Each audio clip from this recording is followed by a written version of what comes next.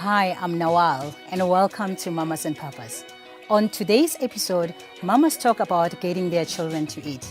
Then when are you too old to have a baby? We give you most important information you will ever need on basic CPR.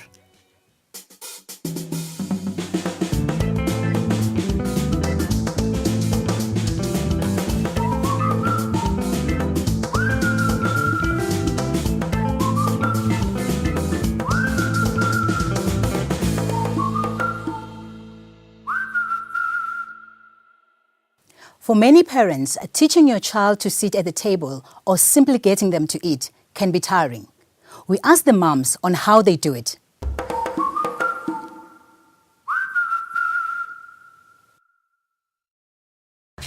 I battle with my two, hey? Like, sitting at the table and eating is a no-no. Mama? Yes, But darling. I say as long as they're eating, it's fine. Yes, You know? I agree. The best I distraction? agree. What do you have? The best? The best distraction. Singing songs while sitting at the table. I know you're not supposed to be eating, talking while you're eating. Yeah. But we've come up with some sort of game plan. Oh, we have to talk because if we don't, then Yeah. they get bored and they wander off and want to do other things. So it's a lot of talking. No TV on. It becomes a big mess, especially with him, because I have 3 other kids, but he is Yeah. the messiest of all of them and the hardest to keep on the table. Mommy? How about we eat first and then we go and play? Bye. Yeah, let's eat a first. good idea. Yeah. Do you want to use a spoon? Boom. Yeah. No? You're going to drink something. I always go for the drinks first. Yes, which is what I do at home. So no juice, no, because we don't really do fizzy drinks. Yeah. So no juice, only water at the table, and you can have your juice if you're almost done, or if you're done. Yeah. That's about So the it's same just rule water. that we go by. Yeah. Water and- I and- literally have to hide the bottles. Yeah. So they gotta finish their meal first before they get it. Same here. Yeah. That's seen as an incentive for eating your Exactly. food. Oopsie. This is really good, isn't it? Nom. Food. Oh yeah, it is good. Nom. Eat. Yeah. Does she still get fed or does she eat by herself? I think since the age of 2, I left her to eat on Yeah. her own. Yeah. You know, Yeah. it's just a mission running after them and getting them to. So I've left her to her own devices to feed herself from Yeah. the age of 2. How do you do it with 2? I gotta feed one bite at a time so that I know I don't overfeed one or underfeed the other. Do you feed them at the same I time? feed or them do at the you- same time, one bite each, and that's it. Yeah, they're really at the stage where they want to hold and eat themselves, but no, Really? it becomes too much for me. Yeah, no, he's been trying to get into his own plate for a long. Oh, that looks good. That looks good. You want pizza?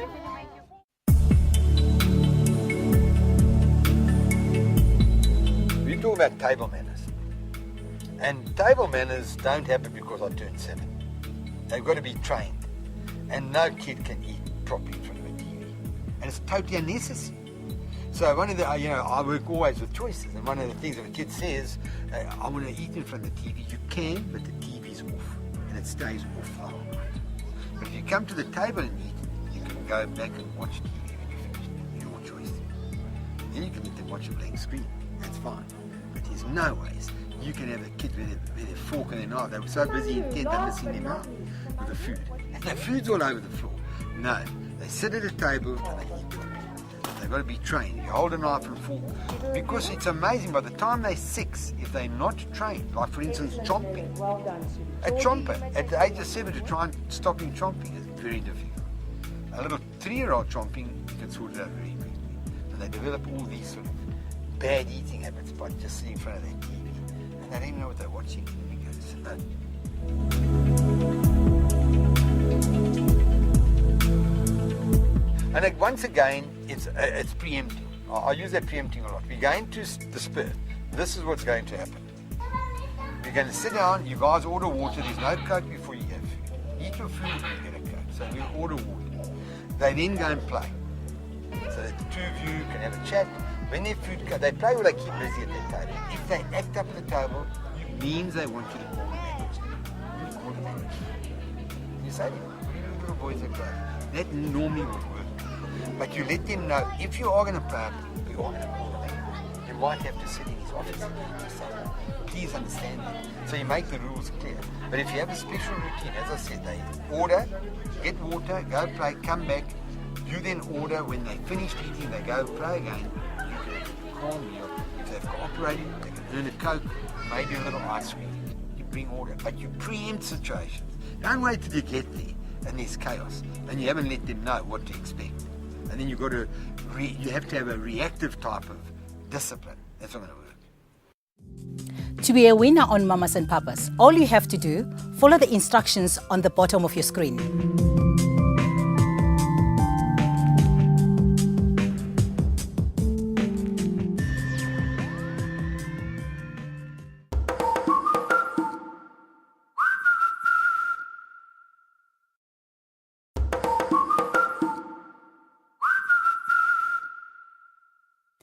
Your eggs are as old as you are. Does this mean that a woman should not let her eggs go to waste? With the busy lifestyle we lead, when is the perfect time to conceive? Welcome to the guest. Time is clicking. Tick, tick, tick, tick. Come on, ladies, let's have babies. We just want to have babies, Doc. What's the perfect time? Good question. There isn't really a perfect time because it's a social decision. However, biologically, you start talking about time. And biologically, your problem is that you are at your best when you are somewhere between 18 and about 35. After the age of 35 is not so easy. And secondly, the risk of some other abnormalities is higher. So people should ideally have their children early in their marriage. Putting off your marriage until you're over 40 is not the greatest of ideas. So you're basically saying, Nawal, come now. Yeah. You've got to. Gee. Sandra, you had a child. Your little one is she's about she's about 6 now. Yes. And you were age 40. I was 40 when I had her, yes. So, and it was perfectly normal conception, and she turned out to be perfect. What's the new advances, medical advances that are there available for moms who might probably, I'm trying, and it takes you forever to keep on trying. And you keep on trying, it's 35, 36, the next thing you're 42, and I still have this hope. What are the medical advances out there? Well, we've been doing artificial reproductive technologies nowadays, acronym ART. So we in the lab can actually assist you if you try for longer than a year. Then we advise, unprotected, then we advise that you search further help. They can maybe start off by doing artificial insemination, which is a very conservative treatment. If you fail, say 6 times, then think about something more advanced, like in vitro fertilization. And sometimes patients don't realize that there's a male factor or a female factor, like tubal factor, which in any case needs some assistance. You will not be able to conceive spontaneously. You will need us for that. So at your level, you are able to tell if this egg is perfect. Maybe this one will give us a bit of challenge. Maybe this one, it's not going to work, and give advices. Yeah, there's certain morphological features that we can say, okay, this egg we will not be able to use, but sometimes you can't. And it's at another level. You have to do genetical testing, embryo genetical testing, before you can actually say, this one is normal, rather implant this embryo than that one. Artificial insemination. How does that work? Artificial insemination, it actually started in animals even, where if you had a good bull, an Afrikaner bull, and I wanted cattle with good meat. You come rent some from me. Yeah, we come and get sperm from your bull and inseminate the females in my kraal, and we have good offspring. It then, was transferred to human beings. A lot of research was done on animals. But what we do is simply take the male sperm And we enhance the male sperm by centrifuging it and doing a swim-up test. That's what Elsie is an expert on. And once you've done that, we colloquially call it a sperm wash. Yeah. You take that washed sperm and then inseminate it in the female. You can put it in the cervix, you can put it in the uterus. So sometimes we say intrauterine insemination because you put it in the uterus, but you can also put it in the vagina. So that's artificial insemination.